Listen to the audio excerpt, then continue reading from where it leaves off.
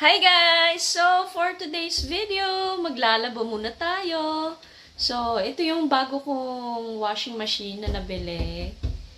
Automatic na siya. Actually guys, for 10 years, manual lang ako.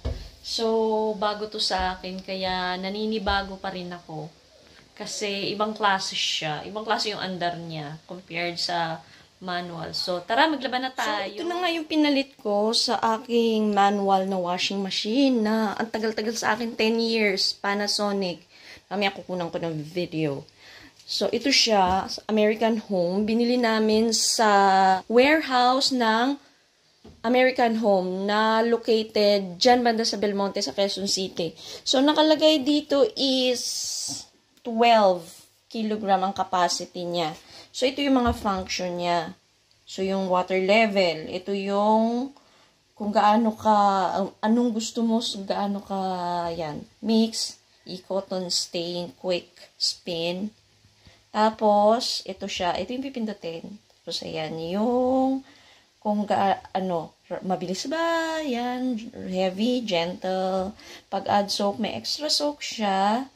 At ito yung special kung hand wash ang gusto mo or more rinse. So, tapos it is a start mo siya. So, subukan na natin.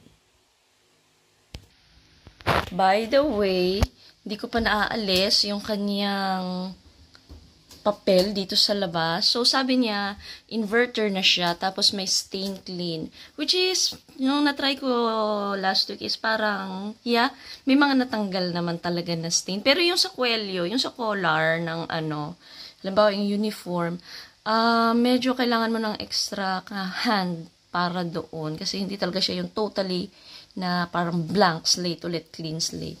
So, ito siya. Neuro fuzzy control, delay start, like kung pwede mo siyang iset ngayon, tas bukas na siya maglaba, child lock, hindi ko pa yan natatry dahil wala naman akong maliit na bata na makikialam. DIY custom program, tab clean, pwede mo siyang iset dun sa taas kung gusto mo linisin yung tab. Okay, DD inverter motor, yon, LED display, Flex Tech, G Flex Tech, stainless steel tab, and may hand wash function. Yan, hindi ko pa yan nagagawa yung hand wash function. Ngayon is, set na natin. So, kailangan natin i-on. Yan. Tapos, pipili ako ng water level 8. Yung pipiliin ko na yung pinaka-highest. Tapos, sa program, ito, okay na ako sa mix. Kasi, e-cotton. Tapos, dito na ako sa function. Heavy ang pipiliin ko kasi marami sila eh. And then,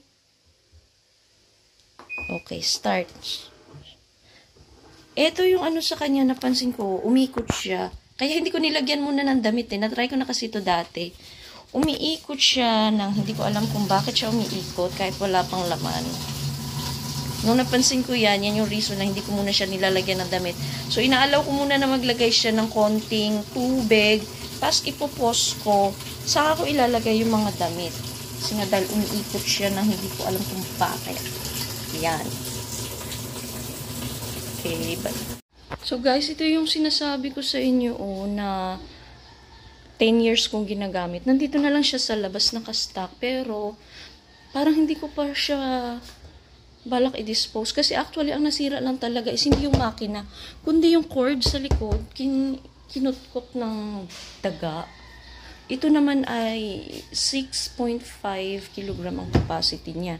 So, manual talaga siya. After mo dyan, ililipat mo dyan. Pero grabe, 10 years Imagine, ang laki ng niya. Yung pagkakabili mo sa kanya ay nasulit yung bayad na. Nandito na lang siya ngayon sa labas. Siguro hahanap ako ng magre-repair. Tatanong ko kung magkano, kung worth it pa ba. Sayang eh. Yung cord niya lang yung nasira, hindi yung makina mismo.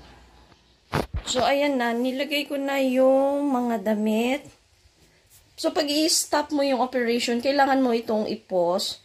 Kasi pag hindi mo pinindot yung pause, ang mangyayari is mag-e-error. May lalabas dito na error and error number. So, after kong ilagay yung damit, ayan o, ganyan siya. Pero kailangan niya pa magkarga ng tubig. Ito tayo, ikot tayo. Kasi meron ng reflection. Ito pa pala yung isang epic fail dito, guys. Kasi, ito yung slot niya. Ito yung slot niya. Ngayon, nung binibili na namin, sinusukat-sukat ko. Wala kami dala talagang yung like tape measure or pansukat. Sabi na sa ako, okay, kasya yan, kasya. Tapos sabi ko, parang hindi talaga eh. Siyempre, ako yung nasa bahay. Ako yung parang lagi nakakadaan. Feeling ko talaga hindi kasya. So, yun nga, pag uwi, hindi nga talaga siya kasya. Oh my gosh. So, ang ginawa namin, yan, nakaganyan siya. Instead na dapat nakaano siya dun, di ba? Parang maganda sana tingnan. Ako naman. Ayan, nandyan siya. Tapos, yung parang outlet niya na nilalabasan, meron na rin provision doon. Ayun, no. So, ayun. Kasi pag yung nakalagay talaga siya, yung sa dapat na position niya, yung outlet, I mean, yung outlet na labasan ng water, is hindi tugma. Dahil, itong klase ng washing machine, meron siyang provision dito, oh. Pero nung namin sa gagawa, hindi siya pwedeng ilipat dito. Yung ibang washing machine kasi pwede mong ilipat eh, kagaya ng manual namin. At saka doon mismo sa pinagbilhan namin, doon sa warehouse, sabi nga nila na hindi pwedeng i-transfer. So, ayun na nga. Hindi na transfer. So, nakaganyan siya, di ba? Wala na tayong magagawa dyan. Ganyan na yan eh. Tapos, pag ito yung ginamit mo, yung add soap, kasi dati nag-add soap ako kasi ano ba yun? May mga puti. Trinay ko yung add soap. Aroy, grabe, ang tagal. More than an hour. Kasi talagang magsusoak pa talaga siya. Nagsispin niya. Parang ganyan din yung takbo. Pero, magsusoak siya ng ilang minuto. Talagang literal, soak. So, yung kung nagmamadali ka, pwede na sa gabi, isoak mo na kaagad. Tapos, sa umaga, yung laban mo ng the normal way para kasi nakakakain siya ng oras. Maliban na lang kung wala kang ibang gagawin, hindi ka nagmamadali or wala kang lakad, parang okay lang siya. Anyway, pag nasalang mo naman na, may iba ka pang pwedeng gawin. Kaso lang ako nga, dahil bago, yun, maya-maya ko siyang tinitingnan at ino-observe. Yun, na ay, tagal. Gusto ko na siyang matuyo para, alam mo, yung ma-fold ko na, ma-plancha, pero, yun, hindi ko na siya inulit. Yan na, nasa kanyang final minute na siya. So, ito na. 1 minute left. Yan. And, the job is done. Pero after this, meron pa akong white. Yung white na soak ko na kanina sa balde. Ilalagay ko na lang dyan later. Pero, i-inspectionin ko pa kasi mga yun. Uniform and socks. So, kailangan ko pa silang i-check isa-isa.